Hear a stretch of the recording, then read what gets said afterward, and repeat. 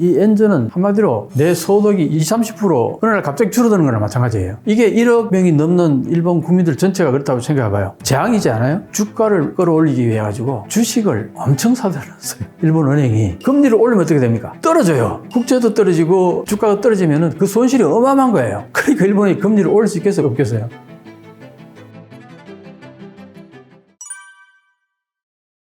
안녕하십니까. 머니인사이드 시청자 여러분, 이명찬입니다. 지금 한국에서는 일본의 엔저가 좀 과한 게 아니냐 하는 인식들이 대부분이죠. 그런데 사실은 그동안 엔고 상태가 정상이 아니었다. 오히려 그렇게 얘기하는 사람들이 많아요, 일본에서는. 그래서 지금 어떻게 보면은 정상으로 찾아가는 게 아니냐까지 생각하는 사람도 있어요. 왜? 엔저라는 게 결국은 뭐냐 하면은 엔의 가치에 대해서 높게 평가하느냐, 낮게 평가하느냐 이거거든요. 근데 이제 그거는 엔고, 엔저 할 때는 기본적으로는 달러 대비니까 달러가 얼마나 인기가 있느냐, 거기에 비해서 엔화는 얼마나 인기가 없느냐, 뭐 이런 얘기인데, 근데 실제로 지난번에 이제 금리가 급속도로 오르니까 전 세계에서 이게 달러를 사서 미국 은행에다 저축만 해도 금리 차만큼의 이익이 생긴다. 그래서 이제 특히 엔화 같은 경우는 싼 엔화를 사가지고, 그게 뭐 이자도 거의 없으니까요. 그래서 사서 금리가 높은 달러를 사서 미국 은행에다 예금해 놓으면은 뭐 4, 5% 그냥 이익이 생기니까 다들 엔캐리 트레이드를 했단 말이에요. 이게 지금 가장 그 엔저의 하나의 단기적인 요인이라고 이제 볼 수 있겠죠. 그래서 그런 부분에 있어서는 뭐 당연하겠죠. 왜냐하면 달러는 그동안 돈이 많이 풀렸다 해서 이걸 걷어들이려고 미국 정부가 금리를 엄청 올리니까 달러가 싹 은행으로 빨려 들어가잖아요. 거기에 비해서 엔화는 계속 지금도 찍어내고 있으니까, 그러니까 가치에 비해서 통화량이 적은 것과 통화량이 너무 많은 것과 이거는 비교해 보면은 산수예요. 이거는. 그러니까 일본은 가치에 비해서 통화량이 너무 많고 달러는 가치에 비해서 통화량이 많았던 것을 걷어들이면서 통화량을 적게 만드니까 달러가 가치가 높아지는 거예요. 이런 차원에서 본다면은 내년 상반기쯤에는 금리가 인하가 될 거다는 얘기도 있는데, 근데 이것도 지금 미국에서도 보니까 굉장히 민감한 문제 같아요. 이걸 잘못 내리면 또다시 물가가 올라가면서 또 과거에 그런 어떤 실패가 있었기 때문에 굉장히 민감하게 받아들이는데, 그래서 이 금리가 쉽게 내려오지는 않을 거라고 보는 거예요. 그래서 이게 얼마나 지속될 거냐, 이런 부분이 있지만, 그런데 대부분의 얘기는 어쨌든 미국의 금리가 현재 너무 높게 책정되어 있기 때문에 언젠가는 내려온다. 그 기간이 기냐 짧으냐 이 문제지, 내려오는 방향은 확실하다. 이제 여기에다가 그리고 대부분이 지금 현재 엔화를 사두면은 달러 금리가 많이 내려왔을 때는 엔화가 올라갈 거다. 그 생각에서 엔화를 살려고 하는 사람들이 많은데, 이 부분에 대해서 한번 오늘 생각해 봤으면 좋겠습니다. 이걸 한번 보시면요. 변동환율제 이행 후에 달러 엔 환율의 추이를 간단히 이렇게 보시면은 76년도에는 1달러당 300엔 가까이 됐었죠. 이게 이제 쭉 오다가 85년도에 240엔 정도였던 것이 플라자 합의해가지고 2년 사이에 이게 120엔 가까이까지 떨어집니다. 그러니까 이게 엄청나죠. 이때 이렇게 내려왔었는데 이후로는 이렇게 이제 출렁출렁 물결을 이루면서 180까지 내려올 때도 있었지만 2021년 1월 달에 105엔, 110엔 그 사이에 있다가요. 지금 151엔까지 막 내려오니까 엄청난 거죠. 그렇게 큰 변화가 있었는데, 자, 그런데 이제 이게 이런 변화가 있는데, 그러면 지금 현재 엔저에 대해서 전체적으로 어떻게 평가가 있느냐 하면은 좋은 엔저, 나쁜 엔저라는 얘기가 있어요. 일본 내에서. 본래 엔저가 나쁘다, 좋다 이 얘기는 있을 수 없는 얘기예요. 가치 중립이기 때문에. 그런데 이제 어떤 현상이 있냐면은 엔저가 됨으로 인해 가지고 대기업들, 수출하는 기업들은 완전히 대박이 났어요. 거기에 비해 가지고 중소기업들, 수출하지 않는 기업들은 어떤 문제가 발생하냐니까 엔저가 되니까 가치가 떨어진 거 아니에요, 엔화. 그래서 해외에서 원자재를 수입하고 그 다음에 에너지를 수입할 때 이게 에너지 값이 올라가고 원자재 값이 폭등했잖아요. 러시아, 우크라이나 침략하고 그다음에 팬데믹하고 이런 어떤 세계적인 여러 가지 급변한 변동상에 해가지고 원자재하고 에너지 이런 것들이 가격이 폭등을 했는데, 거기다가 엔저까지 되니까 이중으로 가격이 뛰는 거 아닙니까? 그게 국내로 들어오면 어떻게 되겠어요? 소위 말해서 사업하는 사람들은 원자재 값이 폭등하는 거나 마찬가지잖아요. 그러면 결국 이 문제를 제품에다가 가격을 이전해야 된단 말이에요. 그럼 이게 이제 가격이 뛸 거 아니에요. 일본은 지금까지 30년 가까이 물건 가격이 뛰질 않았어요. 거의 가격이 고정화되어 있었는데, 그게 30년 가까이 고정화됐던 물가가 갑자기 뛰면서 지금은 3.3%까지 3.3%라는 거는 일본의 지금까지의 일본의 입장에서 보면은 경악할 만한 물가 인상이에요. 거의 오히려 내려가서 내려갔지 올라가지 않았단 말이에요. 30년 가까이. 그러다가 지금 3.3%의 가격 인상이 있으니까 어떤 현상이 벌어지느냐, 일반 서민들 입장에서는 호주머니가 줄어드는 거죠. 국내 물가만 해도 그래요. 국내에서 물가 사는 것만 해도 그런데 만약에 일본 사람들이 해외 여행 가려고 그러면은 20-30% 떨어졌어요. 달러를 바꾸는 순간. 그러니까 일반인들의 입장에서는 이 엔저는 한마디로 내 소득이 20-30% 어느 날 갑자기 줄어드는 거나 마찬가지예요. 이게 1억 명이 넘는 일본 국민들 전체가 그렇다고 생각해봐요. 재앙이지 않아요? 그런데 대기업들은 완전히 호황이란 말이에요. 나쁘다 좋다는 누구 입장에서 보느냐에 따라 달라지는 거죠. 이런 이제 문제가 있는 거고, 그러다 보니까 이제 어떤 얘기가 나오냐니까 일본이 잃어버린 30년이라는 게 왜 생겼느냐. 그게 결국은 플라자 합의 때 금리를 미국이 강제적으로 2배로 폭등을 시켜버렸단 말이에요.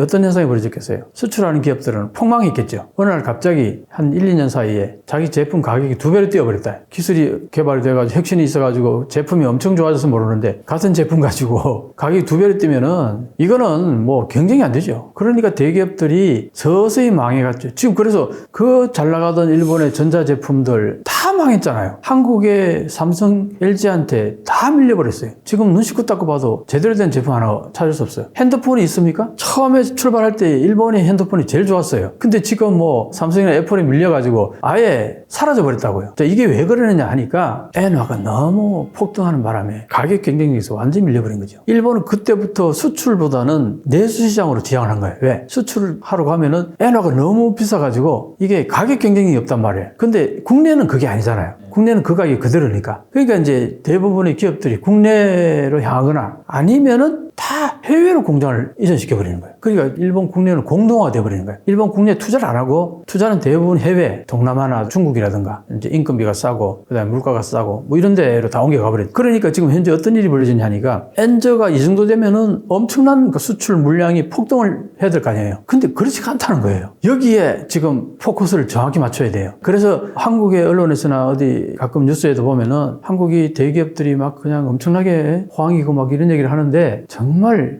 일부분에 불과해요. 그리고 뭐 워렌 버핏이 뭐 일본에 전환 투자를 했다. 그것도 역시 마찬가지로 아주 일부 수출 기업에만 속하는 거예요, 그게. 그러니까 사실은 아까 말했듯이 대부분의 대기업들은 해외로 공장을 이전 웬만한 데는 다 했단 말이에요. 그랬는데 어쨌든 그래도 국내에 좀 남아있던 수출 기업들이 대호황이지 그게 다 해봐야 그렇게 많은 부분을 차지하지 않는다는 얘기예요. 그래서 이제 이 엔저가 얼마 안 되는 그 대기업들에게는 엄청 좋지만 전체 대부분의 일본 국민들에게는 이게 재앙적 수준이다. 그래서 일본에서는 빨리 이게 엔고로 갈 수 있도록 금리를 올려야 된다. 여론조사에 보면은 금리를 올려야 된다. 5% 가까이 돼요. 그러니까 과반수가 금리 올렸으면 좋겠다는 거 아니에요. 그러니까 지금 현재 엔저는 나쁜 엔저라는 얘기가 이제 도는 거죠. 사실은 일본 경제 전반에 따지면은 옛날에 240엔 할 때가 엄청 호황이었잖아요. 그때는 미국을 막 능한다 그러고 그게 240엔일 때거든요. 자, 여기에서 하나의 힌트가 나옵니다. 일본 정부 전체를 생각했을 때는 240엔 할 때가 좋았지 않느냐 얘기예요. 1달러당. 그 지금 151엔도 이것도 사실은 높은 거라고 생각할 수 있어요. 그동안 너무 오랫동안 엔고에 익숙해져 있어서 그렇지 사실은 역사를 되돌아보면은 240엔 할 때가 1달러당 240엔 할 때가 아주 일본의 호황이었단 말이에요. 그럼 그렇게 갈 수도 있지 않느냐 얘기예요. 자, 그렇게 됐을 경우 어떤 일이 발생하겠어요? 해외에 나갔던 기업들이 일본으로 돌아올 수 있어요. 엔이 되게 싸니까 인건비가 싸질 거 아니에요. 일본 노동자들 인건비도. 그런 의미에서는 그래서 엔저가 계속 더 진행되는 걸 바라는 사람도 많은 거죠. 일본에서. 국가 전체를 생각하는 사람 입장에서는 엔저가 240엔 때까지 가는 것도 용납할 수 있다고 생각하는 것 같아요. 이렇게 얘기하는 사람도 있어요. 과거에 좋았지 않냐 이거예요. 그러니까 그렇게까지도 갈 수 있다. 또 어떤 경우에는 어떤 얘기까지 하냐면은 그런 계산이 아니라 지금 현재 엔화가 너무 많이 풀려가지고 엔의 가치가 계속 떨어질 거기 때문에 결과론적으로 이게 언젠가는 500엔, 1달러당 500엔까지 떨어지고 더 떨어지면은 하이 인플레이션이 생겨가지고 거의 휴지 조각이 될 거다. 그렇게 과감하게 얘기하는 전문가도 있어요. 그 정도로 엔저에 대해서는 다양한 의견이 있을 수 있다는 거죠.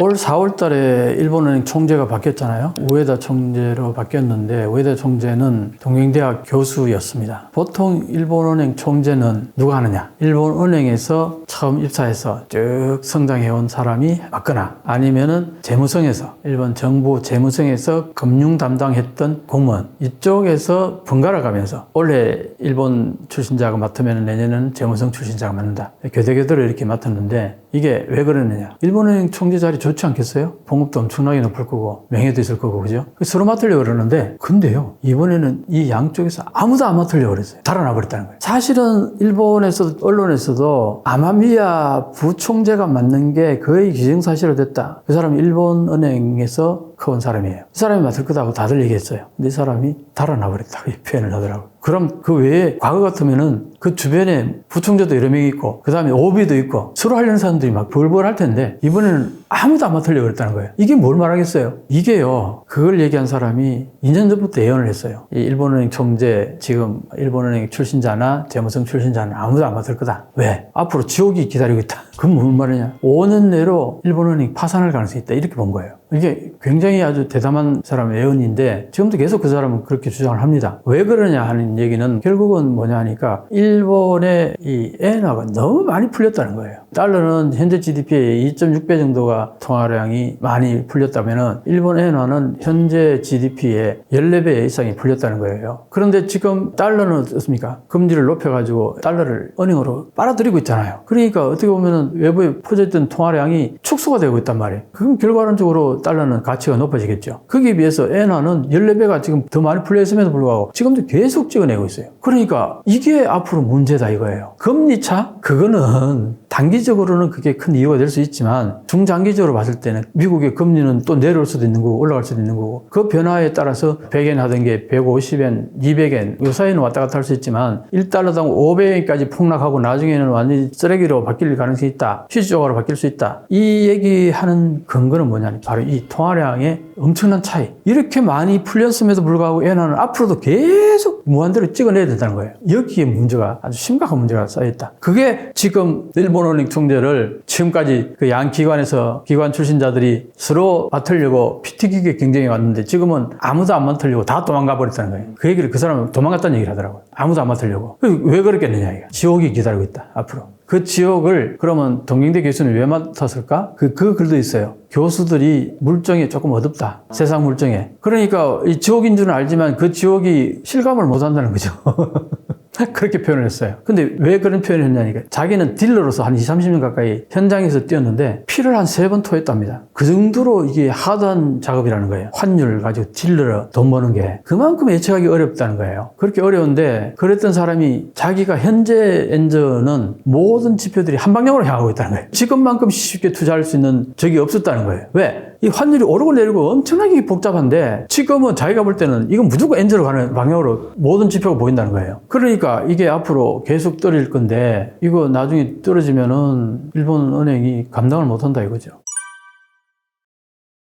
그동안 일본이 왜 금리를 낮췄을까요? 간단해요. 경기가 살아나지 않으니까 투자를 좀 많이 해야 될 거 아니에요. 그러면 투자를 하려면은 대기업들이 은행에서 돈을 빌려다가 그걸 투자를 해야 될 거 아니에요. 근데 이게 경기가 안 좋으니까 금리가 높으면은 누가 투자하겠어요? 아니 뭐 물건은 안 팔리는데 은행 이자까지 내가면서 투자할 이유가 없잖아요. 그러니까 정부에서 디플레이션을 어떻게든 탈출하려고 기업들이 낮은 금리로 거의 제로 금리로 많이 빌려서 투자를 하라 이거예요. 그래서 경기를 살렸으면 좋겠다 해서 금리를 낮춘 거란 말이에요. 근데 이게 살아나질 않아요. 그러니 금리를 올릴 수 없잖아요. 그게 이제 물가가 2% 오르면은 무한대로 돈을 푸는 것을 그때는 멈추겠다. 이게 아베노믹스의 아주 기본적인 스탠스였어요. 근데 지금 물가가 30년 가까이 안 오르다가 이제 오르기 시작했잖아요. 자, 그럼 어떻게 해요? 지금까지 하던 거 멈춰야 될 거 아니에요. 못 멈추는 거예요. 왜 못 멈추느냐? 그전에는 문제가 안 됐는데 지금은 돈을 너무 많이 풀어내고 돈 어디서 나옵니까? 일본은행이 국채를 마구 찍어내서 돈을 푸는 거예요. 국채를 찍어냈는데 그걸 누가 사주냐? 해외에서 다 사주면은 그 돈이 내한테 들어오겠죠. 근데 해외에서 이 국채를 안 사줘요. 왜? 금리가 안 높으니까. 그 금리를 안 올리는 이유가 뭐냐? 일본은행이 웬간한 건 한 40%, 50%, 60%, 어쨌든 90%를 일본 정부가 찍어낸 국채를 일본은행이 사버리는 거예요. 사실은 국채를 그 나라의 중앙은행이 산다는 거는 해서는 안 되는 일이에요. 제1장 1조에 나오는 얘기예요. 이게. 그렇게 해서는 안 된다고 얘기해요. 그런데 지금 현재 일본은행은 일본 정부가 찍어낸 국채의 53%를 가지고 있어요. 그 다음에 또 하나는 뭐냐? 그것만 있는 게 아니라 주가를 끌어올리기 위해 가지고 주식을 엄청 사들였어요. 일본은행이. 주식은 어떻습니까? 변동이 굉장히 심하잖아요. 그러니까 주식이 떨어진다 싶으면은 일본은행이 또 사는 거예요. 그걸 떨어지지 못하도록. 그게 계속 그렇게 돼가지고요. 지금 일본은행이 가지고 있는 국채하고 이 주가가 이게 떨어지면은 큰일 나는 거예요. 금리를 올리면 어떻게 됩니까? 떨어져요. 국채도 떨어지고 주가도 떨어집니다. 그러면은 지금 가지고 있는 그 주식이 주가가 떨어지면은 그 손실이 어마어마한 거예요. 그러니까 일본이 금리를 올릴 수 있겠어요? 없겠어요? 이 논리에 지금 빠져 있는 겁니다. 그러니까 이제 이게 왜 이런 상황까지 갔는가 이게 되게 중요한 얘기 아니겠어요?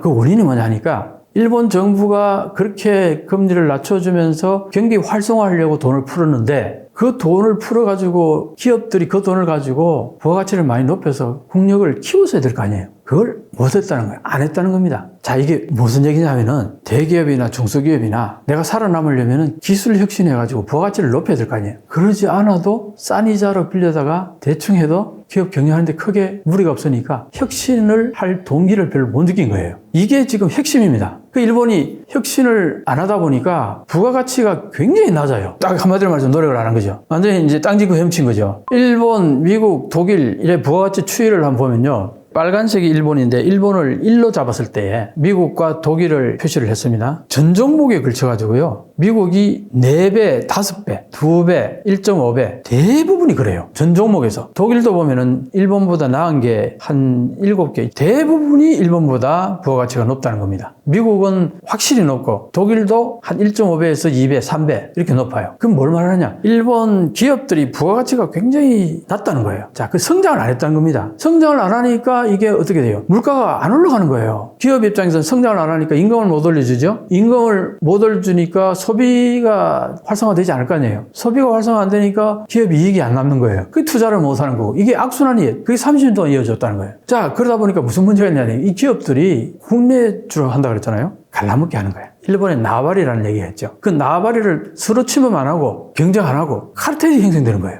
그러니까 노력 안 해도 요 영역은 내가 먹는다. 요 영역은 네가 뭐 그런 식이 되니까 그게 경쟁이 없는 거예요. 일본 사회 전체가. 그래서 어떤 사람들은 해외 인사들이 일본 지사에 근무하다가 돌아갈 때 한 5, 6년씩 근무하다가 돌아갈 때 대부분 하는 얘기가 일본은 아주 선진화된 사회주의 국가 같다고. 이 자본주의 국가 아니다 얘기는. 경쟁이 없는 거예요. 근데 그걸 일본 사람들은 그게 성숙된 선진국이라고 인식하고 살아온 거예요. 30년을 그렇게 살다 보니까 자기도 모르게 끓는 물 속에 냄비 안에 개구리가 된 거예요. 조금씩 따뜻해지니까 이게 뜨거운 줄 모르는 거예요. 그냥 거기서 나올 줄 모르고 그냥 계속 있으면. 지금 그렇게 표현을 합니다. 누가 그렇게 표현지 아세요? 유니클로 회장, 야나기 유니클로 회장이 그렇게 얘기했어요. 일본에 가끔 서점에 가서 보면은 저펜 스고이, 일본 굉장하다. 뭐 그런 주제로 책이 꽤 많은 거예요. 그걸 보면은 구역질이 난다고 그랬어요. 대단한 게 뭐가 있냐고. 과거에 대단했다 그러면 나는 그거는 내가 인정하겠다. 근데 아직도 일본 스고이 하고 이렇게 일본 굉장하다고 하는 책이 나오는 거 보면은 역겹다는 얘기를 표현했어요. 이게 도대체 세상이 어떻게 돌아가는지 전혀 모르고. 근데 사실은요, 몇 년 전까지만 해도 일본에 방송에는 그런 책들이 많았어요. 지금도 아마 있을 겁니다, 일본에. 그런 거 보는 사람들이 많아요. 특히 노인층들. 아직도 일본 톱클래스에 있는 줄 아는 노인들이 많아요. 그런데 일본의 젊은이들은 어떠세요? 일본의 젊은이들은 20대, 30대, 10대들은 한국이 일본보다 훨씬 낫다는 거는 기정사실화시키고 조금의 의심도 없이 그렇게 인식을 해요. 그런 인식을 하는 젊은이들 보면은 일본의 60, 70, 80대 장노년층들은 쟤들은 뭘 몰라서 저런다